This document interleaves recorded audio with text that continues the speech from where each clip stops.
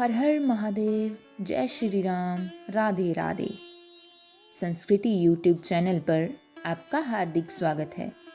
अगर आपको हमारी वीडियोस अच्छी लगती हैं तो हमारे चैनल को सब्सक्राइब करना ना भूलें और हमारी यूट्यूब फैमिली का हिस्सा ज़रूर बनें।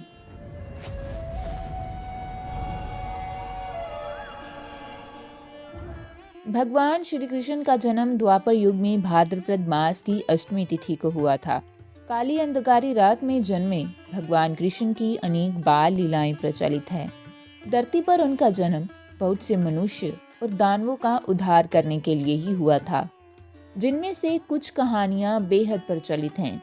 भगवान श्री कृष्ण के द्वारा की गई बाल लीलाओं और अनेक सुर, असुर और मनुष्यों के उद्धार के आधार पर उनके नाम ही अनेक हैं। माधव, केशव, अच्युत, वासुदेव, नंदलाल, देवकी नंदन, गोपाल, गोविंदा, हरि, द्वारकाधीश आदि नाम भगवान श्री कृष्ण के ही हैं। भगवान श्री कृष्ण ने पैदा होने के साथ ही लोगों का उद्धार करना शुरू कर दिया था।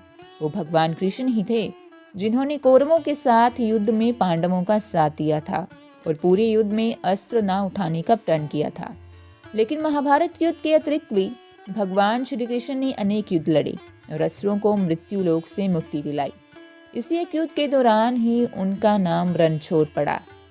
रण के मैदान से भागने की वजह से भगवान केशव को शत्रुओं ने रणछोड़ नाम दिया। लेकिन ऐसी क्या वजह थी जिसकी वजह से सर्वविदित अनंत देवादिदेव अपराजित अनिरुद्ध को युद्ध छोड़कर जाने की जरूरत पड़ गई? तो चलिए जानते हैं भगवान श्री कृष्ण के जन्म से जुड़ी हुई ये अद्भुत कथा। भगवान श्री कृष्ण से मगध के राजा जरासंध को बड़ी ही नफरत रहती थी।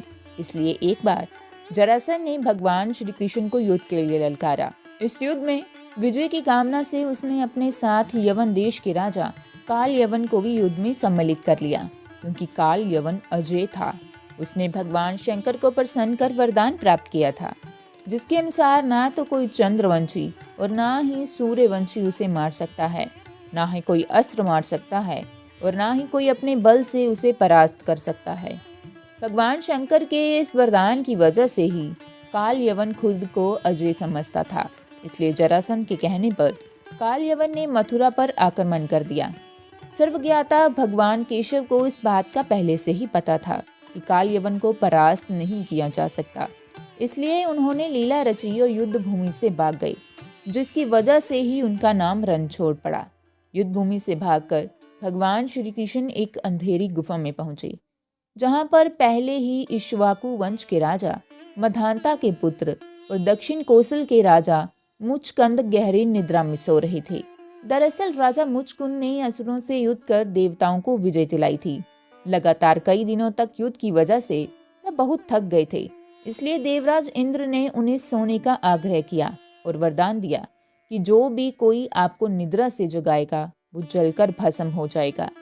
भगवान श्री कृष्ण ने लीला स्वरूप उसी गुफा में प्रवेश किया जहां मुचकुंद सोए थे। भगवान का पीछा करते हुए जब काल यवन उस गुफा में पहुंचा तो भगवान श्री कृष्ण ने उसे भ्रमित करने के लिए अपना पीतांबर राजा मुचकुंद के ऊपर डाल दिया। अंधेरी गुफा में काल यवन को लगा कि भगवान श्री कृष्ण गुफा में छिपकर सो रहे हैं, इसलिए उसने राजा मुचकुंद को श्री कृष्ण समझकर जगा दिया। राजा मुचकुंद के जगते ही काल यवन भस्म हो गया। भगवान श्री कृष्ण ने पूरे जीवन काल में तमाम लीलाएं की और लोगों का उद्धार किया। ये लीला भी इसी में से एक है, जिसके बाद से ही उनका नाम रणछोड़ पड़ा। महाभारत में अर्जुन को श्री भागवत गीता का उपदेश देते समय भगवान श्री कृष्ण ने कहा है, संसार में जो कुछ भी घटित होता है उसमें मेरी ही इच्छा शामिल होती है। तो दोस्तों, आज की हमारी भगवान श्री कृष्ण के जन्म से जुड़ी हुई ये अद्भुत कथा यहीं समाप्त होती है। मिलते हैं अगली वीडियो में। जय श्री कृष्णा।